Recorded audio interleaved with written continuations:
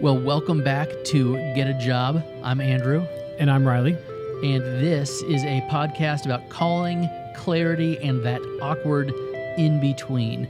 For the past several episodes, we've been talking through getting this guy a job. I'd really like a job. I mean, I have a job, but I need to find a new one. You'd like to have a job.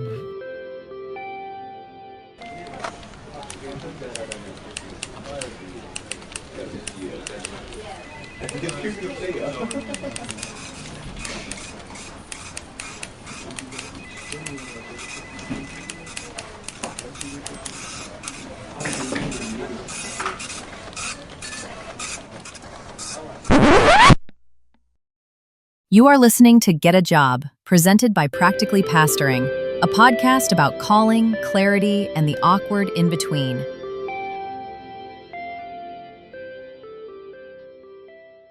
It's kind of crazy to think about, like, this is going to be the church that your kids grow up thinking about as the church that they were at when they were little. Yeah, I mean, my oldest son will be 5 a week from this recording, and so it'll be, really for him, those formative, memorable years are approaching now, and so... My oldest was in first grade when we got here to Safety Harbor, and every now and then I'll say something about our previous church, and he'll be like, yeah, where was that again? When was that? Was I there? And it's crazy, like, dude, yeah, like, you were there like 3, 4, 5 days a week for 6 years of your life. That's encouraging for me. My wife is very much a worrier and like, oh no, how's it going to affect our kids? And he's going to miss it and all these things. And I keep telling her, like, he's 4. Yeah. He's not going to remember this.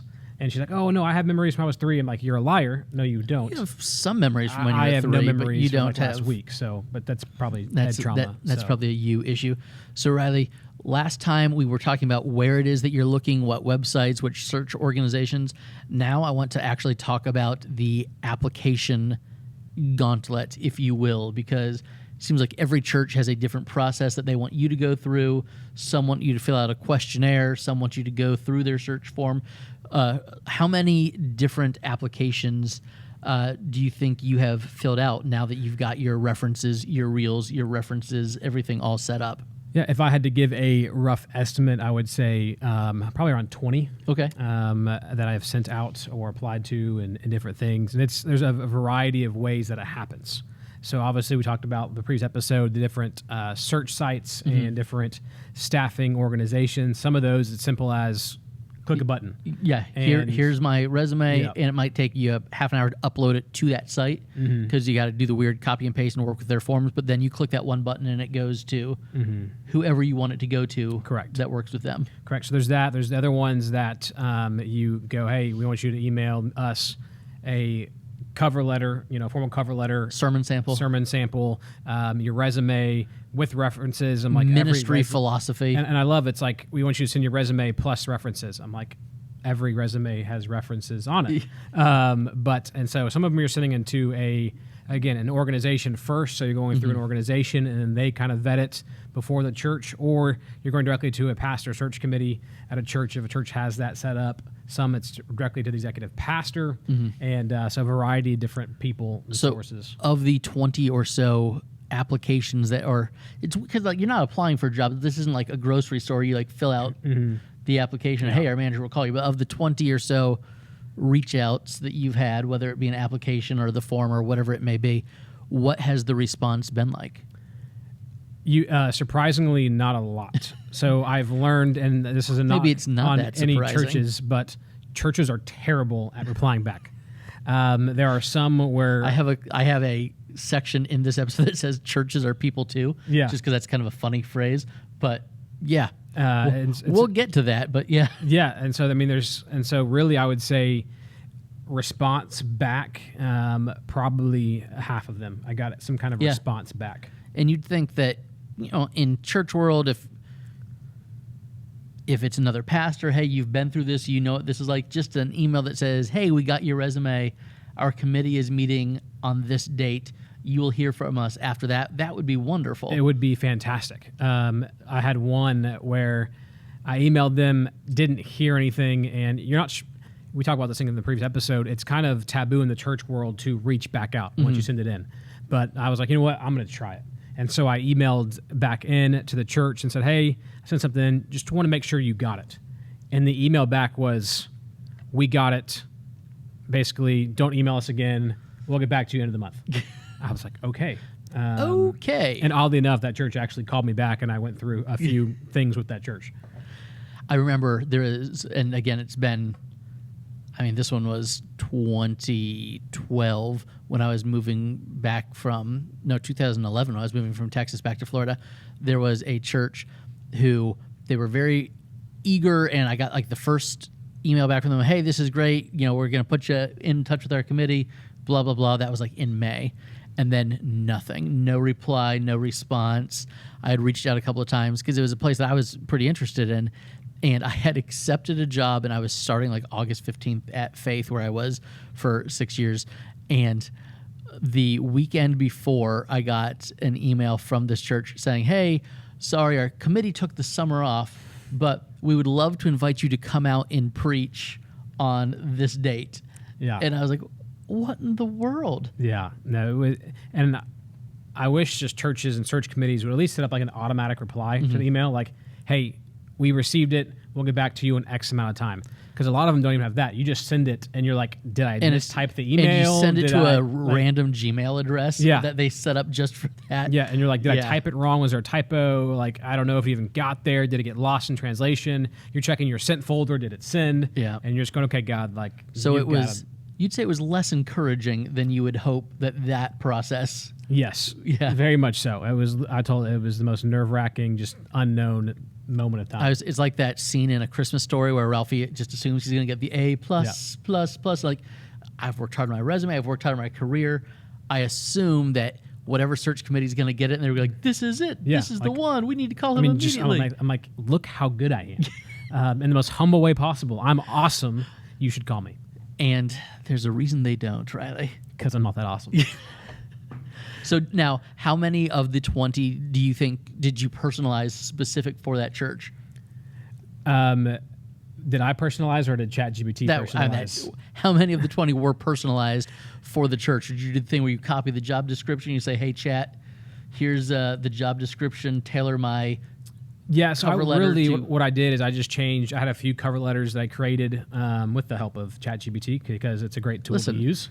I pay $20 a month for mine. It's great. My wife pays $20 a month for hers, and I use hers. There you go. Even better. But does it call you Savannah? No, it does not. Okay. And but no, so I would say what I did, I created a few different cover letters. So for a job, so if one was a teaching pastor position, I had a letter for that. Mm-hmm. If it was a senior pastor, a lead pastor, I had one for that.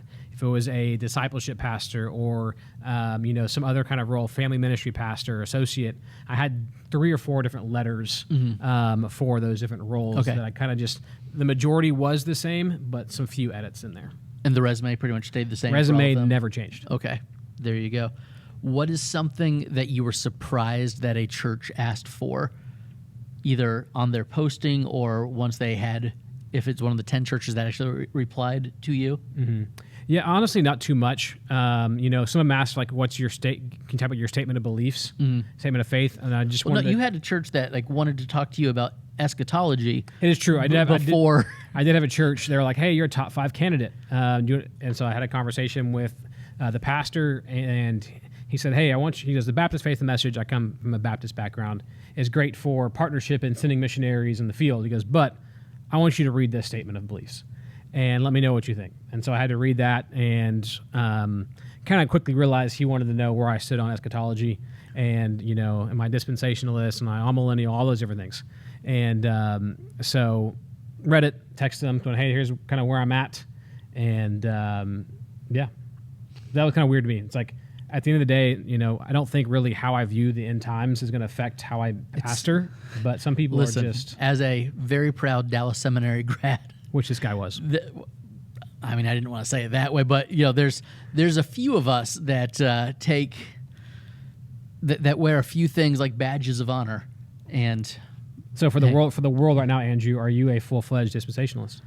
I'm a dispensationalist because I think that's how God deals with His people. It's hard to, but I think covenant theology can exist inside of dispensationalism way easier than dispensationalism can exist inside of covenant theology, and I would say that I realize that it doesn't matter.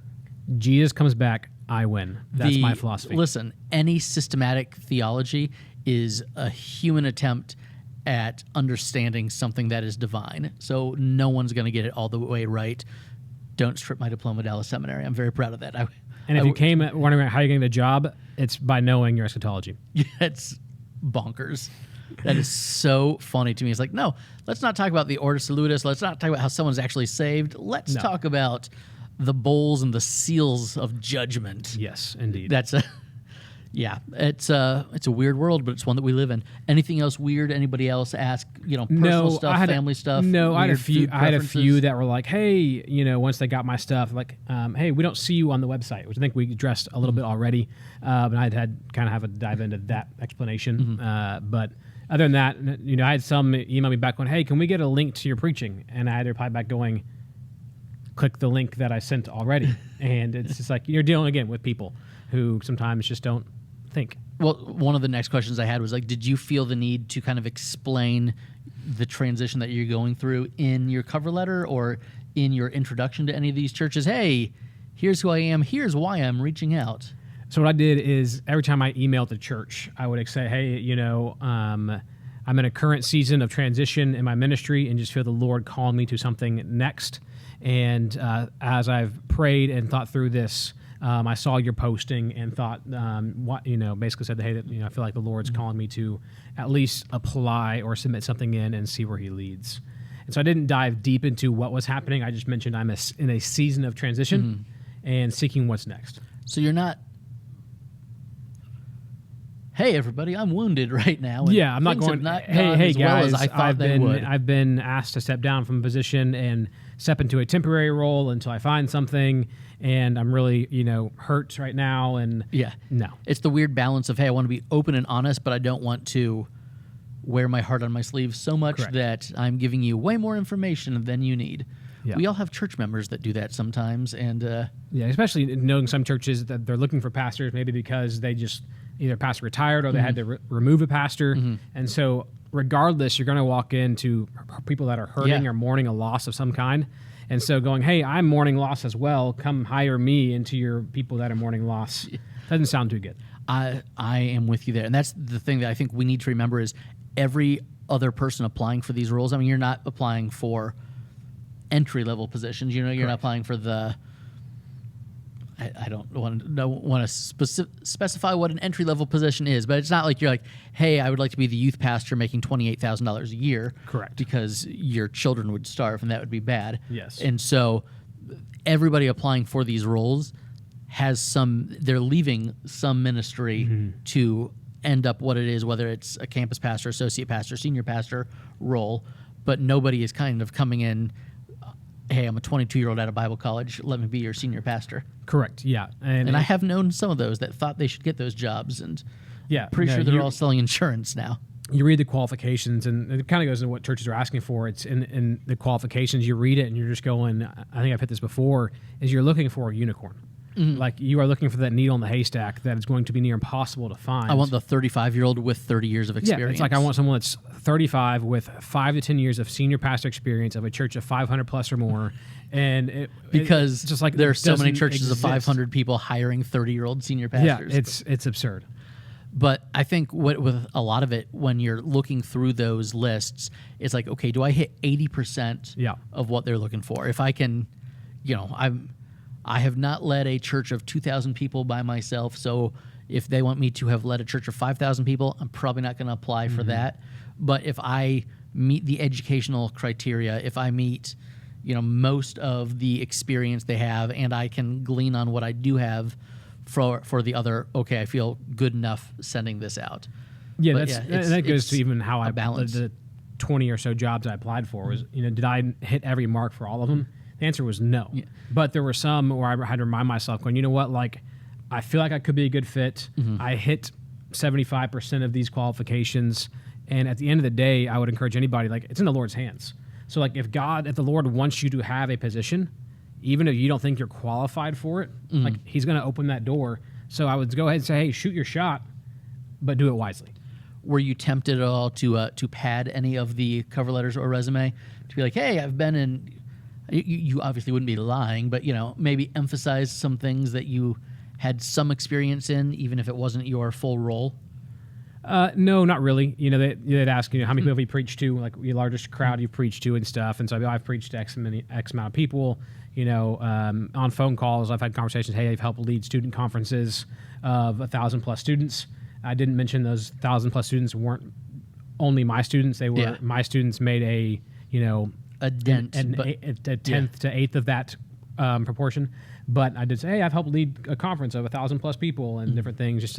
But they'll find out. Don't don't flub. Yeah, no. That's one thing. You can't lie through an interview. They're going to find out at some point, because I found out through this, they're going to call people who aren't even on your references. They're going to call people that are not. They want the list of references to know who not to call. Correct. It's like who's been buttered up, who's expecting this call. All right, we're going to just find somebody else on the org chart and call them. So, of the different interviews you've had thus far, so you've done phone calls. Mm-hmm. I know you had an in-person one just recently. Yeah. That was your second round with this particular church. Round 3, actually. Round 3, okay. Yes. Have you hopped on the Zoom? Have you had any committees? So I've done Zoom. Kind of phase 1 for one church was the resume. Okay. And then got an email saying, hey, you've made it through phase 1. We'd like to interview you for phase 2, which was a Zoom call with some of the church staff that I would be over, which is interesting. I have had others where it was simply just, again, one church it was, hey, hadn't heard from them, then, hey, you're a top 5 candidate. Would you open an interview next week? Email back, yes. And then 2 days later, get a phone call from the senior pastor. And I'm driving from the barber shop and get a phone call, and I'm like, hey, how's it going? And he's in the mountains driving, and his phone's going in and out. It was great. I'm in the parking lot of a local park here in the area. My wife's out with the kids, and I got a car, and she was livid that I was sitting in my car. And I had to tell her, hey, I was talking. I'm not angry anymore. I'm trying to get us a job and health pay for insurance. all the things that you get from and Amazon. all of the things. Yeah. And then I've had one was a email to a phone call, and then it was a lunch because it was somewhat local, and then from there it was a meeting with another staff member in person at the church, and that would lead to that process. I've learned so it was email, phone call, in-person interview, executive pastor. Next phase would be in-person interview with senior pastor. Next phase is personnel committee. It's a lot of phases. So it's a lot of phases, which honestly, though, I told my wife just the other day, I kind of respect that because it's not just, hey, we like you, we're going to hire you. It's like we want to make sure that everyone is on board so that if something were to happen like I'm in now, there'd be more voices involved in that, I feel like. It's just interesting that some churches, they start with the committee. And the committee does everything, and then you get to the single person. And then other churches, you start with the single person, and then the other single person, and then you end with the committee. Yeah. There's no uniform way. There is no, as I was, we're recording this podcast, one of the guys I'm interviewing with and talking to, I mentioned, hey, I'm doing this podcast and about how to get a job. And he's like, man, get me on there, because I'm walking through this process for the first time too. And it's wild. And he's a guy who's trying to hire someone, and different things. So every church is unique. It's all different. And I've had to learn just to really, it's fluid. Yeah. And to go with the flow. There's no normal way of doing it. No. And maybe there should be. Maybe it would be easier if we all knew, hey, it's going to take this amount of time, this many rounds. Have you had the one where, you have 2 or 3 rounds of interview, and then you kind of get the, hey, you're not it. And it's like that Price is Right sound where you're... I wish. Mine has been... hey, you're a top 5, have a phone call with the senior pastor. And then ghosting. Text the senior pastor about my answers to some eschatology questions. And then which reply was, hey, that's where we all are. So we all agreed, which is awesome, to radio silent for the past month, which is frustrating. Very frustrating, because you want to reach out like, hey, like... Especially if you're on Zillow, you're like looking for, where am I going to live? I get the email updates daily of different areas, and it's nerve-wracking. It's almost like you guys are having your 3rd child here in just a couple of months. Just a couple of months. We are literally, as we record this, 9 weeks away from having our 3rd child and trying to figure out My wife yesterday, it was a conversation of like, are we going to move before the baby? She's like, I don't want to move with a newborn. And I'm like, Savannah, really I have love you. that option That's right not now. in my control. And regardless, I told her one of us is going to have an hour and a half commute at least a couple days a week. Yikes. So as I said, kind of, 10 minutes or so into this conversation, I have a section called Churches Are People Too. Riley, would you say that of the 20 churches you have dealt with here in the past few months, that most churches are actually organized in their search process? If you're a church that I end up landing at and you're listening to this, you are, yes. Yeah, the rest of you, absolutely. absolutely not. Let's just clarify that real quick. But no, it is awful. Yeah, it's, again, I'm sure there are manuals out there for churches, but nobody not, on the search committee. Let's write one and make some money. We should write a search manual. How long is too long for a response?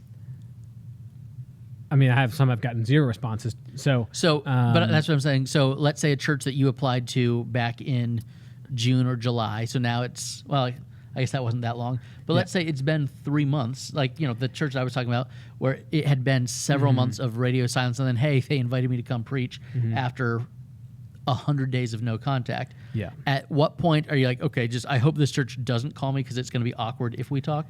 I would say, honestly, probably 2 months, I would say. Because a lot of them, it is, again, this is during the summertime when all this happened. So you do have committee. The time of year when kings go off to war. Correct. And you've got some churches I've applied at are larger churches. And so most of those churches, senior pastors go on vacation for July because they can do that. And different things. And so in some of them, you're dealing with lay people on the committees, and they're on vacations when they all get together, have a quorum in their meetings, and so on. And so you do have to realize you are dealing with people, and people have lives, people have schedules, and not everyone, in fact, no one that you are dealing with has the pressure that you feel on yourself. That's what I wish we could get communicated to churches in general. And having been through this a couple of times, it's the urgency that you are feeling as the job seeker does not often match the urgency that the church is experiencing as the, hey, we want someone to come into this new role. And I wish we could somehow find a way to merge those two a little bit. Yeah. But also where you've been, like you don't have a paycheck that's disappeared. It's not like you've been correct. So that makes it a little bit easier that you do not have, you're not watching your bank account dwindle correct. each and every I'm not week. watching that. I'm not, taking out a second mortgage. I'm not doing those things. I'm just dealing with a very pregnant wife. That's put it nicely, yes. And I wish I could somehow express that to churches, like, hey, just so you know, this is what I'm living in. Yeah. Your life may be great and you're taking your time. I can't. And I appreciate you wanting to take the time to get this right. Yes. But what is one thing that you've learned about the people that are on these committees or that are serving in these roles? Yeah, one, I would say different people looking for different things, and different people on the same committees or the same staff are looking for different things. Because you'll say something in a Zoom call or a meeting, and you'll see one person's eyes light up, and the other person kind of slouch. Like, uh-oh, like, what's going on here? Or, I mentioned this, and they're like, oh, I don't know how I feel about that. And so it's really, what I've had to learn is that you just got to be yourself, and don't try to sell to certain people in the room, but just be true to yourself, and then let the Lord obviously do what He's going to do, and so on. But you also have, hey, there's people on a committee that are representing the senior ministry. There are people who are representing they have a student ministry. What's that going to look like? I have a kid and kids ministry. What's that going to look like? How are you going to do in different things? And so you have to remind yourself as each one is coming in here, yes, thinking of the church as a collective, but you also know they have their siloed moments and their own families and ministries that they care about. And so how do you paint a picture for the whole while also addressing those, individualized ministries? Well, next time we are going to start talking about the actual interview process, what that has looked like. And hopefully here in the next couple of episodes, we'll have a wonderful and fulfilling conclusion to this whole project. Until then, we'll see you next time. Peace. Get a Job is presented by Practically Pastoring. It is recorded and edited by me, Andrew Larson, and it is produced by Andrew Larson and Riley Lester.